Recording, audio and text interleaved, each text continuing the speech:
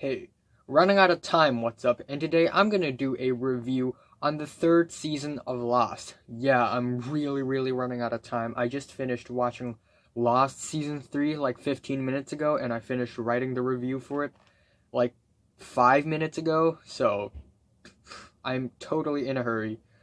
And yeah, it's a very complicated TV show, so I'm gonna try my best to sum it all up. This group of people crash landed onto an island, and they stumbled upon weird things like cursed numbers, smoke monsters, weird facilities, big wooden boats, old plane wrecks, and other survivors or scientists or whoever they are. Feel free to watch my review on season 1 and 2 if you want to catch up, because oh boy, if you want to really go through season 3 and this review, you have to watch season 1 and 2. You have to. It's a must. But after the season 2 finale, I was hardcore anticipating the third season. So, as you can recall, Kate, Sawyer, Jack were kidnapped by the others. Oh yeah, if you haven't watched season 2, you're already screwed. Yeah, the others, with a capital O. And then here we are, episode 1, A Tale of Two Cities. This episode is pretty much entirely focusing on Kate, Sawyer, and Jack. They all woke up in 3 different places. Jack was locked up in the middle of a big changing in a room underwater. Kate woke up in the middle of a big changing showering room, who later got taken to cages with Sawyer, who woke up in a cage. And both Kate and Sawyer were assigned to halt stones and pile them up alongside with a bunch of people who were also enslaved for some reason. But Jack didn't really have to do anything. He just sits in a room, and this woman, Juliet, just brings him food. So I had no idea what's going on, what's the whole point of this, and why, and that's why I'm so intrigued on this episode. And the way things had turned out, it's just so mysterious. And the teaser for this episode is great as well. Episode 2 is titled The Glass Ballerina, and it focuses more on Sayid, Sun, and Jin. Sayid wanted to lure the others so that he could ambush them and kill them, but it didn't work out all that well, and that scene is a truly suspenseful scene, when Sun was trapped in the boat and all. And we also have Ben showing up in front of Jack, telling him about Bush getting elected as president and the Red Sox winning, a glimpse of the real world once again. Jack didn't believe it, but when Ben showed him the TV, Jack was shocked. Even though this episode is milder in comparison, I still think it's solid. Over to episode 3, Further Instructions, which is really underrated. John woke up in the beach voiceless, and Desmond woke up naked and Echo was gone. So John went to Charlie and got his help, and he tried to get his voice back again by talking to the island by taking organic drugs.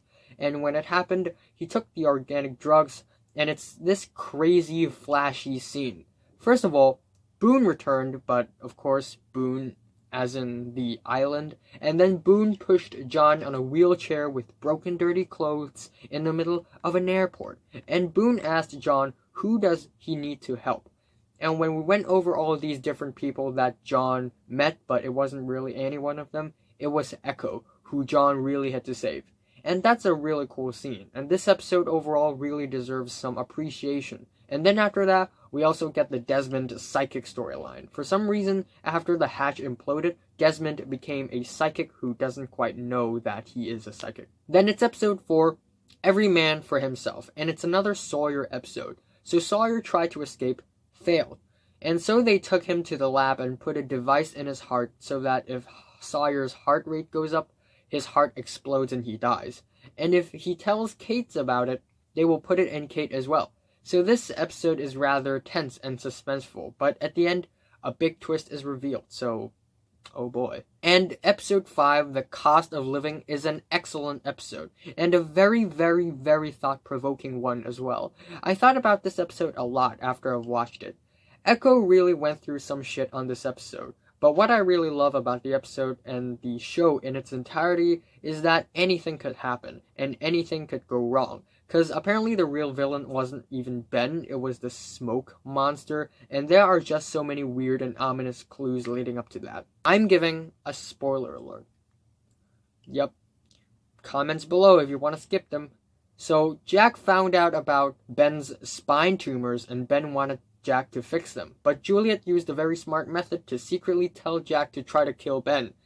Whoa, hold on a second. Things just got 5 times more tense. But it was what happened to Echo that really put me in shock.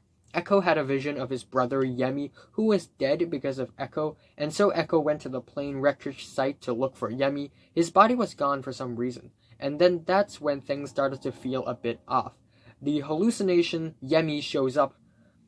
Echo followed him into the forest. Yemi told Echo to confess, and Echo spoke from his heart and said something that I didn't expect him to say at all. Echo wasn't sorry that he had killed people and turned bad before. In fact, he was proud of it. And because of that, Echo was able to let Yemi live. And then all of a sudden, the Yemi hallucination revealed that he wasn't even Yemi at all. He turned into the black smoke monster and grabbed Echo and swung him into the trees, flung him into the sky, and completely smacked him to death. Oh my gosh. Then John and the team came out of the hatch under the plane wreckage because they were there for some other reasons. They saw Echo dying. John walked closer and Echo whispered something to him before he died, and when asked for what did Echo say, John said, "They're next." What in the fuck? First of all, it had me thinking at first, did Echo do anything wrong? Was he a bad person all along? No, he's a great person. He's a great character. So him not confessing must be a right thing to do, but why is he still killed? Maybe the smoke monster is bad. So I looked it up on the internet, and apparently the smoke monster killed Echo because Echo wasn't easily manipulated. But I guess what I fear the most after watching the episode is that his death might just be his fate. It might be inevitable. Even if he does everything right, he still gets killed at the end. And I know the writers had to kill Echo off because the actor had to leave, but this is such a way to go. A way to go without making it Echo's fault, or without making it look stupid, but instead, it sets up for something even scarier and darker. Over to episode 6 and 7, I Do, and Not in Portland, which are 2 episodes detailing the surgery of Ben. Episode 6 leads up to the surgery, while the entire episode 7 happens during the surgery, and both episodes are tense and entertaining, especially episode 7. I just love how at first it's like Juliet offering a choice to Jack, but then when Jack tried to go off the contract and do things on his own, Juliet came back on the upper hand. So it's full of twists and turns. And it's episode 7 that officially gave Sawyer and Kate a chance to escape, and then we also have new characters and new weird locations to stumble upon. Episode 8 is titled Flashes Before Your Eyes, and it's a surprisingly good episode. It's focused on Desmond, and I never thought an entire episode about Desmond can be so damn entertaining. Like the episode itself could have been the plot for an entire movie. I'm giving a spoiler alert again. So, Hurley and Charlie realized that Desmond could predict the future, and so they got him drunk. But when Charlie asked him how did he know that Claire was drowning, how did he know that a storm was coming, he didn't answer. So Charlie fought back, saying that he was a coward. Desmond turned around and told Charlie that he didn't know what happened to Desmond after he turned the key. Then for a majority of the episode, it's what happened to Desmond after he turned the key. He woke up in his apartment again with Penny, his ex-girlfriend, and at first I thought it was just a flashback. I was kind of confused at that point, but nope, he was literally there after he turned the key. And he was shaved and he looked younger. It's really confusing and entertaining. The microwave beeped and it had the beeping sound as the computer in the hatch. Wow. And then for some reason he stumbled upon Charlie, but Charlie didn't know him yet. Desmond was like, "We were on an island and I was pressing a button in a hatch and you were there." And Charlie was like, "That's why you don't do drugs." But in fact, Desmond was right because he was literally living his life all over again. But then things started to get weird. He predicted that something would happen in a bar, but he was wrong. Then later on, when he wanted to buy a wedding ring for Penny, the ring shop owner told him not to do so because he didn't do it in his previous life. In his previous life, him and Penny broke up. But eventually, Desmond and Penny broke up anyways. Desmond went to a bar, and then the things that he predicted that would happen in the bar finally happened, because he got the wrong night. And then he got hit by a bat, and he woke up on the island again. And this plotline is so entertaining, it could have been a movie idea. I think it already is.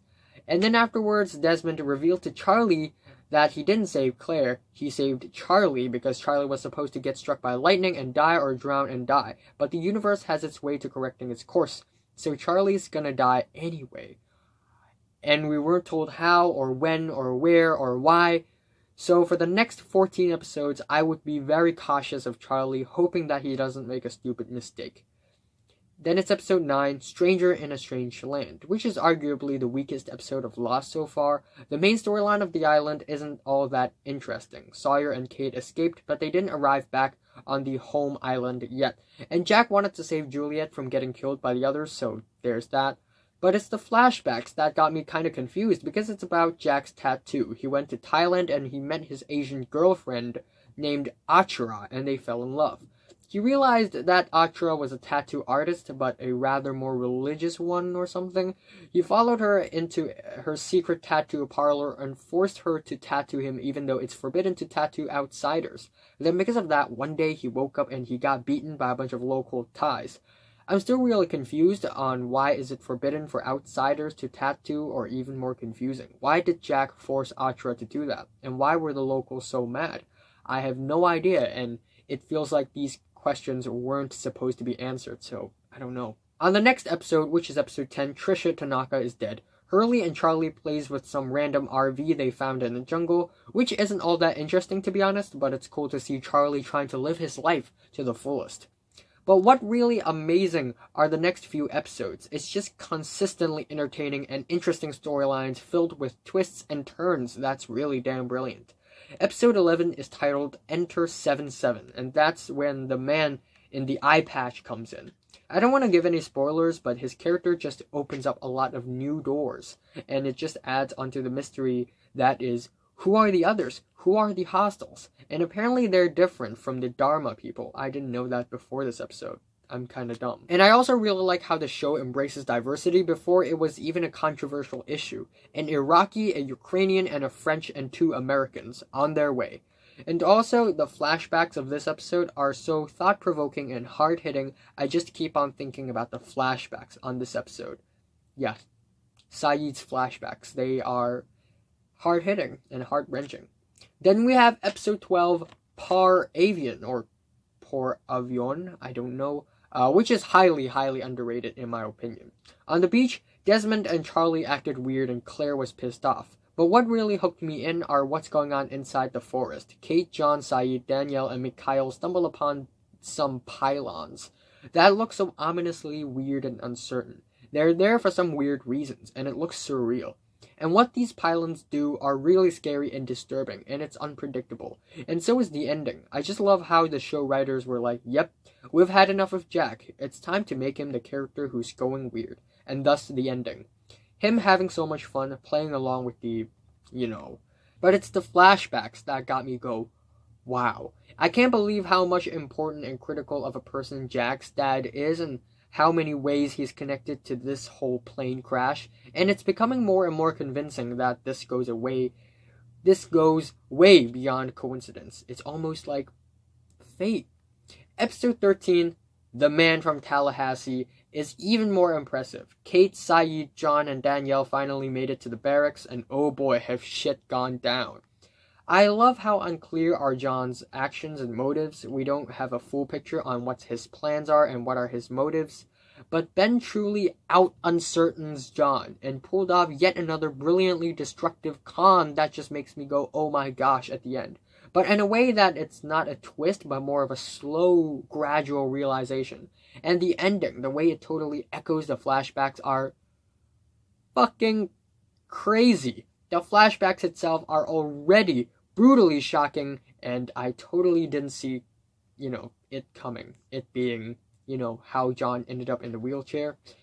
Then we have the controversial episode 14, Exposé, which is more of a standalone episode that doesn't tie into other storylines of the show all that much. So basically, something crazy happened to Nikki and Paolo, and nobody knew about it. So we had to go backwards and look for the clues and try to figure out the whole thing. First of all, these characters were never explored in the past. I don't know why were they there all along and the showrunners wanted to cut them out because they're not that important, so now they stuff all their storylines in one episode all at once.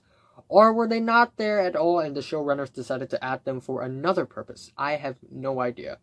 I guess it's kind of interesting in a slight degree to try to figure out what happened to them, and the ending is quite disturbing. But other than that, I'm not enjoying this episode all that much. It's just okay at least. Then the show takes yet another slight nosedive on episode 15, Left Behind, which mainly has two storylines: Hurley trying to make Sawyer a nicer guy and Kate being stuck with Juliet. I don't really care for the former, but the latter is quite interesting. We also get to learn more about the sonic fence and the black smoke monster. And why is it flashing? I have no idea. Over to episode 16, One of Us, parallel to the title, One of Them. And it's about Kate, Juliet, Jack, and Saeed making it back to the camp on the beach and have the people be skeptical of Jack and Juliet because Juliet is not really one of them. It creates more tension, and I like it. But I really don't have any idea if Juliet was a good person or not, but the ending revealed the truth, and it's gonna be suspenseful. Episode 17 is titled Catch-22, and it's way more interesting than the 3 previous episodes. Desmond had a weird chopped-up vision of him seeing Penny again, but it takes place in the future, so he had to follow the vision and try to fulfill it and make it happen. I really can't talk about this episode without giving a spoiler alert, so here you go. In the vision, Desmond thought he would be seeing Penny somehow, but on the way Charlie dies, so we have a Catch-22 situation here. So that gives a lot of suspense, and I really didn't wish Charlie to die, but nor did I think he would actually die on this episode, so I was really curious. And the ending, apparently it wasn't Penny, but some British, Italian, tanned skin girl for some weird reason. Who knows Desmond somehow? And to make things even more disturbing and strange, apparently they found Flight Oceanic 815, and already they found their bodies, so all of the people on the island was supposed to be dead. And so there's this theory that the island was actually heaven or hell or something, but then how did the woman Naomi get here? Then it's episode 18, DOC, which stands for Date of Conception, and I don't really care for the episode as well. The flashbacks are just not that interesting. There are tons of interesting and shocking backstories for characters like Saeed, Sawyer, Jack, John, Claire, but Sun wasn't one of them. Also, in the main storyline, not much happens. A familiar face returns, but that's it. While it's far from being terrible, I'm still hoping for more.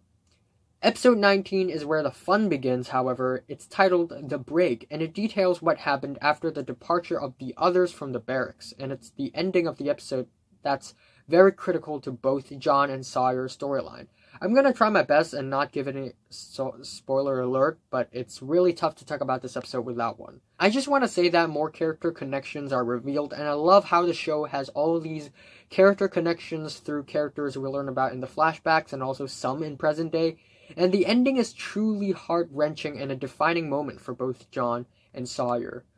And then over to episode 20. The quality writing doesn't stop there. Episode 20 is titled The Man Behind the Curtain, and it's easily the best episode on season 3 so far. Never had I ever thought that Ben would have flashbacks on the episode, but I've also thought about it before. And what happened in present day is even more mysterious and insane, and it keeps us on the edge of our seats because we know that somehow all these crazy incidents and things are part of a greater plan, and I have to give a spoiler alert. Damn, where do I start? Let's start off with Ben's origins. At first it looks like he's born on the island, but really he's born in Portland, Oregon. Later he traveled to the island with his dad, and they're basically a part of the experiment by the Dharma Initiative. So clearly there are way much more things happening on the island before Ben's arrival. He also met a girl named Annie who became his friend, but since his dad sucks and apparently there are hostiles or natives outside of the sonic fence, Ben disabled the fence and went outside and met Richard. What the fuck? So apparently Richard is immortal. He doesn't age. Maybe just one of the powers that the island gave him. So at the end, the purge happened, Ben killed his dad, thus the RV that Hurley found earlier in the season. It's Ben's dad in the RV. Wow. In present day, John, with his father's dead body, went to see Ben, and Ben said that he's not the leader, he's just following Jacob's orders. What? So there's more to it, and I don't believe him at first, but after the scene in Jacob's cabin, apparently Jacob is real, and he's some sort of spirit or ghost that controls the island, apparently. He speaks, and he has telekinesis, but he's also intangible. The scene in the cabin is scary as hell, and the ending where Ben shot John and left him in a ditch of skeletons, damn. And episode 21 is equally as good. It's titled Greatest Hits, one of the most emotional episodes of Lost I've ever been through. It sets up for the finale, and once again, it sets them up really well. Again, 2 storylines. The others are coming and take pregnant women, and they have to disable a signal blocker so that they can reach out to the outer world and get rescued. I have to give another spoiler alert. I'm sorry. Knowing that Charlie's gonna die at some point is like knowing that the exams or the tests are coming. You're always counting down and you're always telling yourself it's coming. It's coming. And finally, it's here. The last episode before the episode that Charlie dies. It's emotional. It truly is. We experience his top 5 favorite moments in his life, and we also see him saying goodbye to people. It's really sad. But what really put me on the edge is that Charlie is only dying because Desmond said so. This is only based on some visions. And the scene where Ben sent people over to the beach and Alex heard it, so Alex sent Carl to the beach, it's really intense. And it sets up for the ultimate finale. Really excited. And the ending too. Wow, I don't know if Charlie's gonna just die the wrong way or the right way. And at long last, it's Through the Looking Glass. I just finished watching it like 20 minutes ago. Actually, half an hour. Oh my gosh, time has passed. I have to finish up writing the review and filming it right now. The schedule is very tight. But oh my gosh, actually my favorite Lost episode so far. And the episode title is badass. Through the Looking Glass. Charlie in the Looking Glass. This finale is such an impactful and epic finale that violently changes the entire situation of Lost and turns it into something else. The first half is where everything went wrong and it's really entertaining and intense, and the second half is where the revelations take place and another huge cliffhanger at the end that made me go, whoa, I need more than that. I'm giving a spoiler alert. So, where do we start? The entire group of survivors left Sayid, Bernard, and Jin behind to shoot the dynamite to ambush and kill the others. And the plan failed. Jin messed up and the others captured all 3 of them, forced Bernard to spill the beans, and they're screwed. This group of survivors took off, but halfway, Sawyer told Jack he wanted to go back to check if Sayid, Jin, and Bernard were fine, and both Hurley and Juliet followed. Ben, after learning about the situation, tried to reach the radio tower before the survivors did, and Alex followed along. In the Looking Glass, Charlie was tied up by Bonnie and her partner. Mikhail was sent to the Looking Glass to stop Charlie and Desmond, so Desmond came in, and later on, Mikhail came in. And it became a hot mess. Mikhail learned that Ben lied about a few things and killed off Bonnie and her partner. Then Desmond stopped Mikhail and threw him out. And here's the thing. Charlie was supposed to die, so it's getting both suspenseful and sad. Charlie entered the code in order to stop the jamming equipment, and Penny showed up. And in fact, Desmond got a very brief moment to look at Penny before Mikhail suddenly popped up outside the Looking Glass and released a grenade. Charlie was in a room underwater, the glass window broke, and Charlie shut the door and stopped Desmond from going in. The death is really the most impactful death of the show so far, in my opinion. I knew he was gonna die before watching the show because I'm dumb, but it's already predicted by Desmond halfway through the season. And in fact, Charlie could have avoided this death easily. But no, he decided to die because of fate. And this is truly one of the most thought-provoking moments of this show as well. And that also got me thinking. If Charlie died because it's supposed to happen, why? I mean, he don't have to die. He doesn't have to die, right? Because last time in Catch-22, Charlie didn't die, but still Naomi was rescued. So, I don't know. So Ben told Tom to kill all the 3 shooters after Ben and Jack met outside of the tower. Of course, they didn't follow Ben's orders and they were actually all alive, but Jack thought they died and tied Ben up.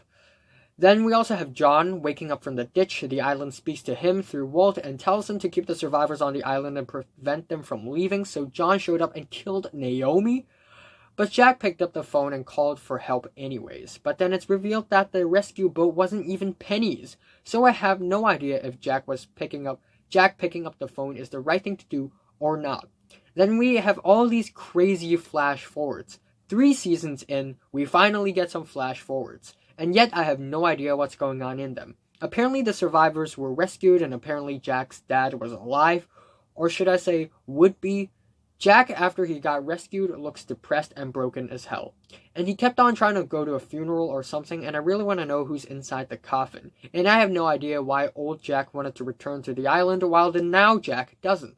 It's contradicting. So I really have zero idea on what's gonna happen, and I really want to know. yeah, this is just one of those episodes that leaves you so much to think, so much to question, so much to ask, and I love it. It's entertaining and curiosity-inducing as hell. Overall, I think Season 3 of Lost is solid. There are a lot of amazing scenes that are super well written, and I don't know how did Damon Lindelof pull it off. It must be a lot of hard work to group up all these storylines and put all these ideas together. And I just love how there are so many crazy ass things and incidents happening in Season 3, but yet we don't dismiss them as garbage, as bullshit. We actually believe that it's somehow a part of a bigger plan, that there's always an answer to the questions, and that is the magic of the show. It keeps our faith for some weird reason. Yeah, even though there are a couple of filler episodes in the season that I'm not too happy about, like Stranger in a Strange Land or Exposé, they are not really that good. They're kind of forgettable. They're kind of passable as well.